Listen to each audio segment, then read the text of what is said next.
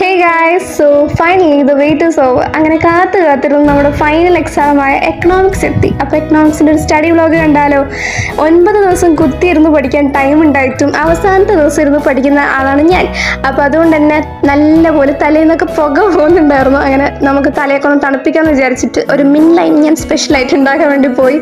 അങ്ങനെ മിൻ ലൈം ഉണ്ടാക്കുന്ന പ്രിപ്പറേഷൻസ് ആണ് ഈ കാണുന്നത്. അങ്ങനെ മിൻ ലൈം റെഡിയായി. അങ്ങനെ അതൊക്കെ കുടിച്ച് കുറച്ച് നേരം സമാധാനമായിട്ട് കുറച്ച് റെസ്റ്റൊക്കെ എടുത്തു. എന്നിട്ട് പിന്നെ ഡിന്നറും കൂടെ കഴിഞ്ഞിട്ട് പഠിക്കാമെന്ന് വിചാരിച്ചിട്ട് കുറച്ച് നേരം പഠിത്തം അങ്ങ് തുടങ്ങി. സ്റ്റഡി ലീവിൽ മിനി വെക്കേഷൻ ആഘോഷിച്ചുകൊണ്ട് തന്നെ ഒരു 12 മണി വരെല്ലാം ഇരുന്ന് പഠിച്ചിട്ടാണ് പോയി കിടന്ന് ഉറങ്ങിയിട്ടുണ്ടായത്. അങ്ങനെ നമ്മുടെ എക്സാം ഡേ എത്തി.